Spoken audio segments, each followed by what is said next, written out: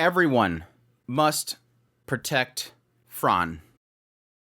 Fran is love. Fran is life. And Fran must be protected. Every now and then an isekai comes along that really truly breaks out from the shackles of monotony, becoming more than the genre that it's kind of shuffled into. And Reincarnated as a Sword is one such series, successfully merging elements of fantasy in with the heartwarming nature of a father-daughter relationship. Honestly, just shedding the stain of just another isekai. But this is my review of Reincarnated as a Sword, a 12-episode series that aired in the fall 2022 anime season.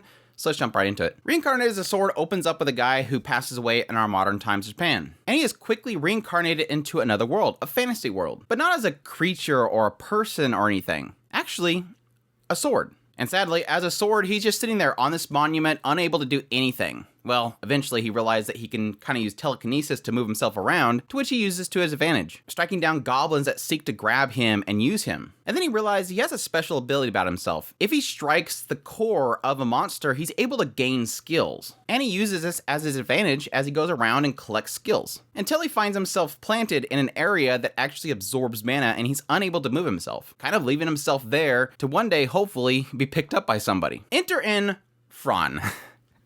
The Dotaru of this series that we all must protect. Fran is of the Black Cat tribe, one of the few beast tribes that is seen as not evolving and thus kind of useless. Many other tribes look down upon them and see them like dirt, often exterminating them just for pleasure. And Fran is currently enslaved and being forced to labor, until one day the carriage that she's in is being attacked by this large bear. And yes, thankfully, she comes across this sword. Wielding this sword, she's able to actually communicate with this isekai, and as well, all the abilities and strengths that he has is transferred to her, allowing her to fight down this bear easily. And in return, he ends up breaking the shackles that are on Fran, allowing her to be a free girl. But that's not where their journey ends. See, again, Fran is from a tribe of black cats who have not evolved, and her parents were seeking to evolve. And with their passing, she seeks to kind of carry on their legacy. Get strong enough that one day she will be one of the only black cats that can evolve. But she needs strength, and so happens this guy that's reincarnated as a sword can give her that strength. And so she names him Shisho, and the two of them journey on together, seeking strength, leveling up, gaining abilities, and one day, hopefully, Fran can achieve what her parents were achieving to evolve. Along their journey, they will join the guild, get the interest of a lot of people because of how strong Fran is. We see the elements of the discrimination against the black cats themselves, and at its core, we see this development of Fran and Shisho as their relationship builds, the codependency the two of them have, and the strong desire that Shisho has to help Fran seek out her dreams. So my thoughts on Reincarnated as a Sword, or Tensei, shitara, Ken Deshita. This is a fantastic series that I absolutely adored watching every single episode. Now, I will admit the first episode was kind of rough in the earlier segments. While thankfully the series doesn't rely too heavily on hitting on the fact that this guy is isekai'd, other than the fact that eventually he makes her curry, it does have a lot of fun with messing with skills and stats and all that kind of stuff, and I felt like that first episode was getting very muddied in that element. But thankfully the moment that he meets Fran, that kind of shifts, and I think the main reason why is because Fran has a really great ability of sort of tempering and subtly suppressing a lot of the monotony that might come in just spewing a bunch of stats and skills. Fran is sort of like me as a viewer going, yeah, we're getting a little too heavy, and then suddenly you'll see Fran and she's falling asleep, or she's like, I don't care, I just want this boom boom. Fran kind of ends up being the chemistry of this series to sort of skirt that stuff, to keep the focus of the story to something that's fun and entertaining. And she does a phenomenal job of that. Fran is a dork, and I love her to death. Like I said at the very beginning, she's essentially the Dotaru of this show that must be protected. And it does such a great job of really presenting that feel. From the very beginning, she shows like she's gonna grow up to be strong and beautiful. And wait, I'm not gonna allow her to get with anybody. Like, he literally becomes a father figure very early on. And yes, technically, Fran does not have any sort of parental figure. She's lost her parents. But she quickly gains trust in Shisho because he protects her, gives her the strength that she needs to go to her goal. And the codependency between the two of them sort of is the chemistry that this series really nails. And honestly, through the arcs that it goes through, you see that. Whether it be from the very beginning where you have Fran at her worst and he's able to give her the strength to be her best. Yes, Fran technically giving Shisho a purpose in this new world. Fran's recklessness that she kind of darts out and doesn't think things through completely, but yet Master Shisho is able to kind of recenter her focus. And yes, technically Fran offering up a lot of information about the world itself to Shisho. Again, it's a chemistry and a dynamic that's so well perfected. Fran is still a child, and thus she doesn't realize the limits of her own self, often jumping into situations that she's not even ready for. And I give him a lot of credit for having moments where Fran literally runs into a brick wall, is unfortunately, and I hated watching it, harmed by it. And by the skin of their teeth, they're able to get to the situation, but you're still getting this moment where Fran realizes that she kind of went over her bounds. Will she learn from it? That's a completely different story, but she still sees those block points where she herself is not strong enough by herself. There's a codependency needed. And again, that kind of extends to their development of skills and abilities and levels, as you see Fran is kind of temperamental. She's technically a child. She's selfish. She wants.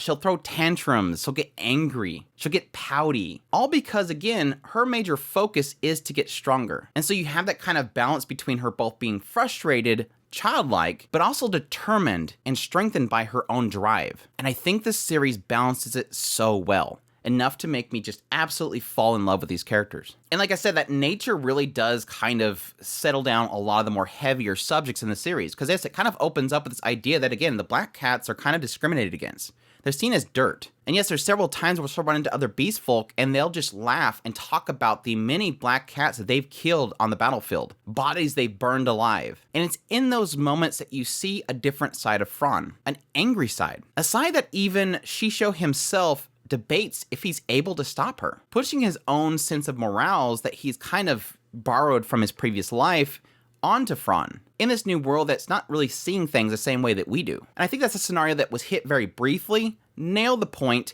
and moved on. I like that the series doesn't stick on things. And again, that's sort of helped by the fact that Fran, being very more immature, doesn't dwell on things too long. The next shiny is there that she wants to seek out. The next point of strength is there that she needs. Fran is immature, childlike, lacks focus, but yet has determination. Outside of Shisho and Fran, I think the side characters are done really well. Not spending too much time on them, but getting them enough time that they do affect Fran and what she's seeking out. Whether it be the guildmaster who sees obviously that Fran is special in some way, sort of trying to pry into her just a little bit, while at the same time acknowledging her skill and giving her advice. Gallus the blacksmith, who quickly realizes there's something special about this sword, yet becomes their core supplier of both equipment and knowledge of the equipment. Again, not dwelling too long otherwise to make Fran fall asleep. And I think they did really well with the adventurers. Often with a lot of these isekais, the adventurers kind of get left behind or are kind of useless. You kind of wonder how they become adventurers to begin with. But in this, you sort of see they do things their own way, and they do things for a purpose. In a lot of cases, very defensive, very strategic. And yes, while Fran sort of breaks the mold and rushes forward, they sort of have to keep to their usuals with leadership and everything. And again, I like that